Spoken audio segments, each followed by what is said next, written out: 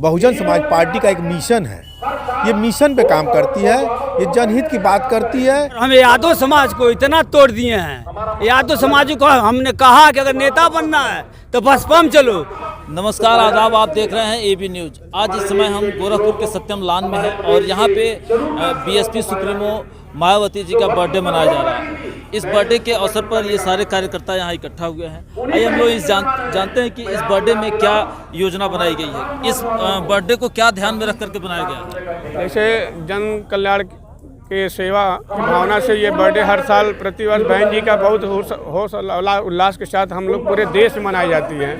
और एकमात्र बहन कुमारी मायावती जी हैं जो पूरे देश में इनका जन्मदिन मनाया जाता है। जन्मदिन के उपलक्ष्य में हम नए लोगों को नए साल की बधाई भी देते हैं और नए तरीके से सबको हम संगठित करने का काम करते हैं। जब बसपा सुप्रीमो का बर्थडे मनाया जा रहा था उस समय जब वो सत्ता में थी तो नोटों की माला से उनका सेलिब्रेट किया गया था और उस समय कहा गया था कि ये दलित नहीं दौलत की बेटी है। आज तो बड़ा सादा समारोह नहीं, सादा समारोह नहीं है, सबकी श्रद्धा है। जिनका बहन जी को माला देकर सम्मान देने का काम था उन्होंने माला देकर सम्मान करते हैं। जिनकी जैसी हैसियत होती है, जिसकी भावना होती है, उस तरह से बहन जी को हम लोग हर साल सम्मान देने का काम करते हैं, गिफ्ट देते हैं। चाहे वो माला नोटों का माला हो, चाहे मुकुट हो, चाहे तलवार हो, वो तो श्रद्धा की बात है कि बहन जी को किस तरह से लोग गिफ्ट के रूप में क्या देना चाहते हैं, उनकी भावना है। वो किसी तरह का कोई राजनीति नहीं है, सत्ता हो या ना हो, लेकिन बहन जी को हम सभी देश के कार्यकर्ता पदाधिकारी कुछ न कुछ बहन जी को अपने तरफ से देते हैं। इसमें कोई राजनीतिक बात नहीं है। क्या नाम है आपका? धर्मवीर भारती, मैं गोरखपुर शहर विधानसभा का अध्यक्ष हूँ। मैं आप बसपा के पुराने कार्यकर्ता? जी, हम बसपा। कब से बसपा का झंडा ढो रहे हैं? 2012 से। 2012 से लेकर के आज 2024 हो गया। कितना सम्मान मिला पार्टी में? हमको सम्मान बहुत मिला बसपा में। आज बसपा का ही देना कि मैं जिला पंचायत सदस्य बना हूँ। समाजवादी पार्टी में हमने 15 साल था, लेकिन कार्यकर्ता बनकर रहा। अब हमने बसपा में आया, आज जिला पंचायत बनकर घूम रहा हूँ। कहने का अर्थ यह है कि अखिलेश यादव से वो सम्मान नहीं मिला जिसकी आपकी उपेक्षा थी? नहीं, हमको जो सम्मान बसपा में मिला वो सम्मान सपा में नहीं मिला, और जो मिलेगा वो सपा में नहीं मिलेगा। और हम उम्मीद कर रहे हैं कि बहुजन समाज पार्टी में हम विधायक बन के दिखाएंगे। और हम यादव समाज को इतना तोड़ दिए हैं। यादव समाज को हमने कहा कि अगर नेता बनना है तो बसपा में चलो, बहन जी के साथ चलो अगर नेता बनना है तब। मायावती के काम से ज्यादा आप खुश रहे हैं? बहुत कुछ रहता हूँ। योगी जी के कार्यकाल को अगर देखा जाए तो 2017 का टेन्योर रहा, 2022 का टेन्योर वो पूरा कर रहे हैं। दोनों में कार्यशैली में कितना अंतर है? बहन जी के शासन काल में तो हर चीज़, जैसे नौकरी चाकरी और लोग बेरोजगार नहीं रहा करते थे। इस समय देख ही रहे हैं बेरोजगार लोग कितना हैं। योगी जी के शासन से आप प्रसन्न नहीं हैं क्या?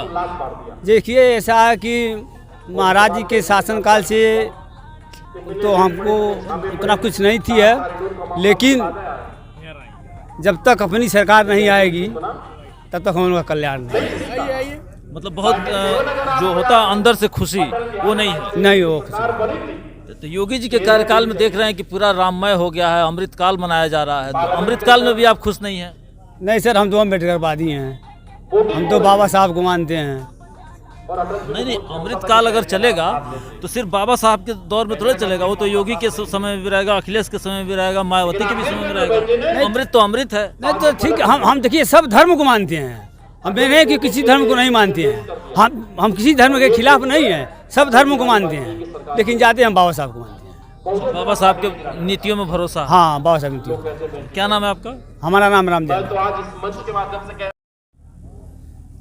बसपा के आप एक कर्मठ कार्यकर्ता और पदाधिकारी भी हैं, और अभी आज देखा जाए तो आयरन लेडी के नाम से बसपा सुप्रीमो मायावती को कहा जा रहा है। लोकसभा को लेकर के क्या तय?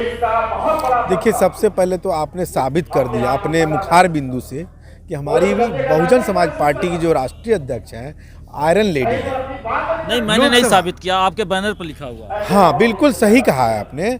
ये लोकसभा की शेरनी थी, जब लोकसभा में दहाड़ती थी, अपने मुद्दों को उठाती थी, अपनी जनता के बातों को रखती थी, तो जनता ने देखा है और ये उपाधि उनको मिली हुई है। इतना ही नहीं, उत्तर प्रदेश की जनता ने भी 4 बार के मुख्यमंत्री उनके कार्यकाल को देखा है और जनता बहुत खुश रही है। विधानसभा चुनाव 2022 को लेकर के अगर तुलना किया जाए और आज जिस समय 2024 में लोकसभा चुनाव होने जा रहा है, कहा गया कि बसपा भाजपा की बी टीम है। देखिए, कोई बी टीम नहीं है। बहुजन समाज पार्टी का एक मिशन है, ये मिशन पे काम करती है, ये जनहित की बात करती है और भारतीय जनता पार्टी जो काम कर रही है वो जनता से छुपा हुआ नहीं है।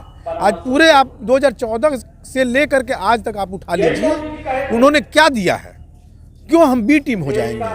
महंगाई में बी टीम हो जाएंगे, बेरोजगारी में हम बी टीम हो जाएंगे। जहां हम कहते हैं हम रोजगार देने की बात करते हैं, हम अपने किचन को सस्ता करना चाहते हैं, हम हर तरह से खुशहाली देखना चाहते हैं, ऐसे में कैसे हम भाजपा की बी टीम हो जाएंगे? इस समय प्रदेश की जो दशा और दिशा चल रही है, ऐसा लग रहा है कि कहीं बेरोजगारी नहीं है, कहीं जो है कि गरीबी नहीं है, कहीं भ्रष्टाचार नहीं है। क्या आपको ऐसा लग रहा है?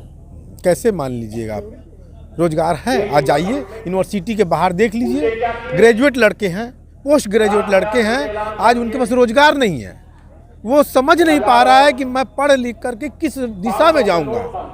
आज व्यापारियों की जो स्थिति आप देख रहे हैं, चले जाइए सर्वे कर लीजिए, सारे व्यापारी अपनी आर्थिक स्थिति से परेशान है, उनका बैलेंस शीट नहीं बैठ रहा है और सरकार 1,75,000 करोड़ जो कंप्यूटर में नहीं हटेगा, कैलकुलेटर में नहीं हटेगा, हर माह राजस्व के रूप में किससे ले रही है?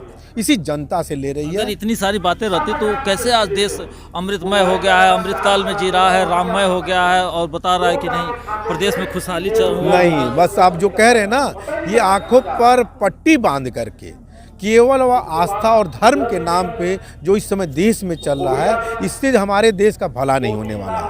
यहाँ गुमराह किया जा रहा है, आप ये कह रहे हैं? ये बिल्कुल गुमराह नहीं किया जाता है। जैसे बोलते हैं ना, किसी को भटका देना, दिशा से उसको भटका देना। आज युवाओं को रोजगार चाहिए, लेकिन आज युवा को एक अलग दिशा दिया जा रहा है, आस्था की तरफ भगाया जा रहा है। तो उससे हमारे देश के युवा जरूर परेशान हो रहे हैं, लेकिन आने वाले समय में यही युवा इस देश की सरकार को बदलने में अहम भूमिका निभाएंगे। चलिए, धन्यवाद।